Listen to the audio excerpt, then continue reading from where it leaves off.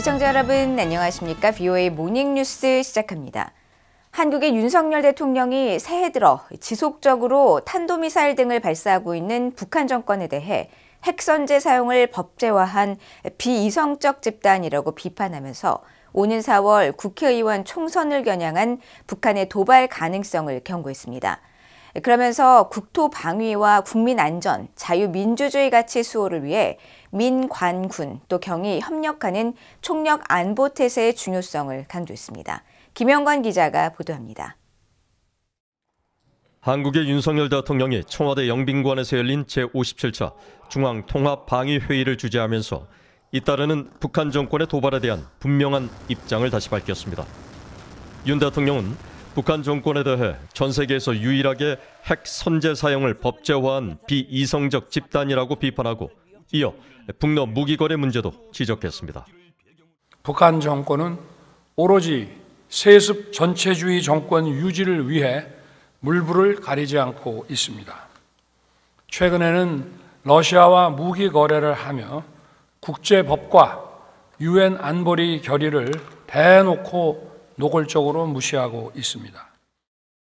윤 대통령은 이어 새해 초부터 북한 정권은 도발을 계속하고 있고 민족 개념을 부정한 채 대한민국을 교전 상대국이자 주적으로 못 박았다면서 이것은 반민족, 반통일 행위이며 역사에 역행하는 도발이고 위협이라고 비판했습니다. 또 오는 4월 한국의 국회의원 총선거를 앞두고 북한 정권이 선거에 개입하기 위해 도발을 벌일 가능성을 경고했습니다. 특히 북한 정권은 지난 70년 동안 한국의 자유민주주의 시스템을 붕괴시키기 위해 부단히 노력해왔고 중요한 정치 일정이 있는 해엔 항상 사회 교란과 심리전, 도발을 감행해왔다고 지적했습니다.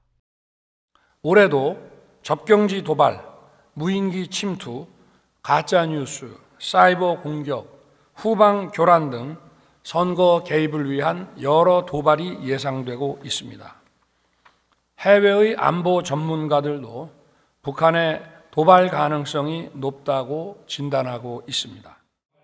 윤석열 대통령은 그러면서 동전의 양면과 같은 국토 방위와 국민 안전 그리고 자유민주주의 가치 수호를 위해 민관, 군, 경이 협력하는 국가 총력 대비 시스템을 강화해야 한다고 밝혔습니다.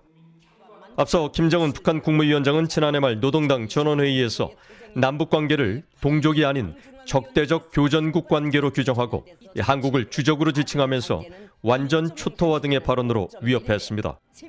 이후 서해 완충구역 포사격과 고체연료 추진 체계를 적용한 극초음속 중거리 탄도미사일, 수중 핵무기 체계 해일 5의 23형이라고 주장한 신무기 시험 발사, 이딴 전략순항 미사일 발사 등 1월에만 8차례 도발을 이어갔습니다.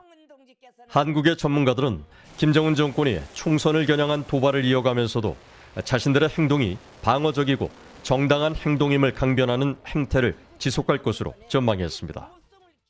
지금 상황이 전시고 한미가 끊임없이 북한을 위협하고 있기 때문에 또 어떤 상황에서도 김정은은 이걸 즉각 대응하고 반격할 수 있는 역량과 의지를 가지고 있다 하는 것을 내외에 과시하고자 하는 뜻이 담겨져 있다고 봅니다. 이런 가운데 한국의 제1야당인 더불어민주당의 이재명 대표는 31일 신년 기자회견을 통해 북한의 김정은 국무위원장의 대남 강경 발언과 잇따른 미사일 도발 등에 대한 일부 전문가 등의 발언을 인용하면서 한반도의 전쟁 가능성을 우려했습니다. 그러면서 윤석열 정부는 전쟁 방지, 평화의 핫라인부터 즉각 복원해야 한다고 말하고 김정은 위원장은 즉각 적대 행위를 중단하고 하루빨리 대화의 길로 나와야 한다고 밝혔습니다. VOA 뉴스 김영권입니다. 한국의 조현동 주미대사가 북한 정권의 도발과 위협에 동요하지 않고 한미일 공조를 강화하겠다고 밝혔다고 연합뉴스 등 한국 언론들이 보도했습니다.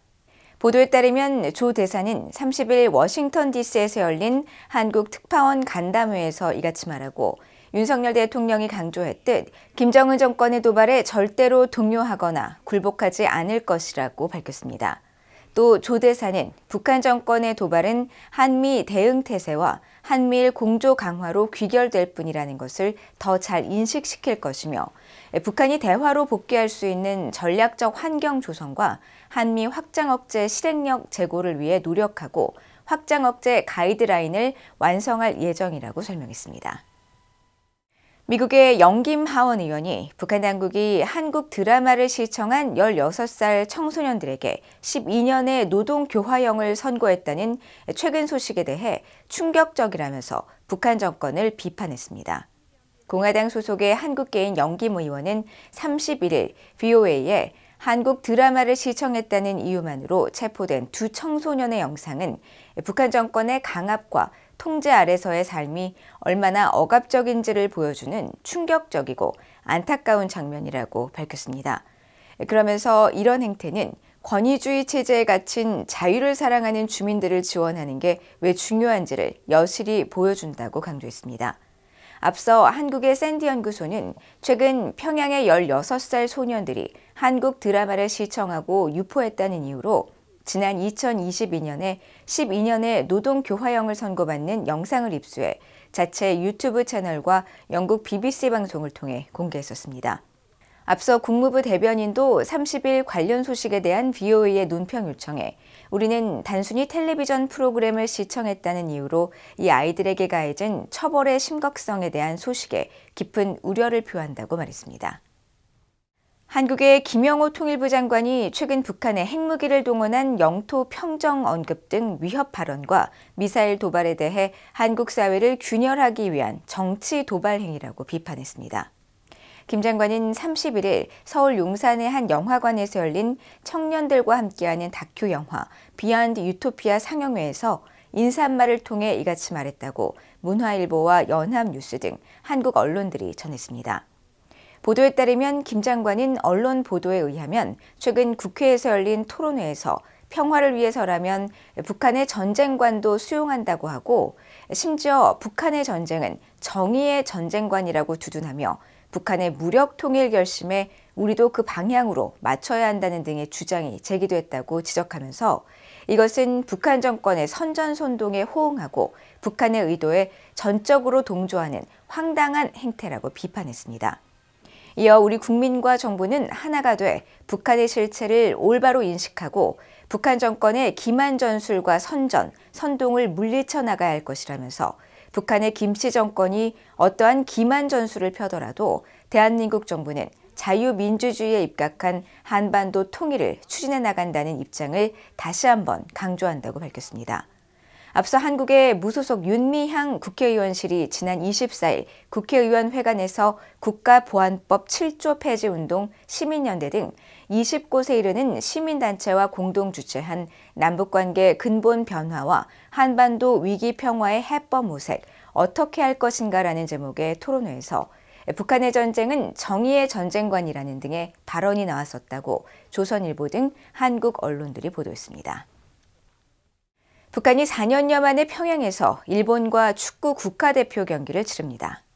아시아 축구연맹 AFC는 30일 홈페이지를 통해 오는 3월 26일 오후 5시에 평양의 김일성 경기장에서 북한과 일본의 2026년 북중미 남자 월드컵 아시아 지역 2차 예선 경기가 열린다고 밝혔습니다.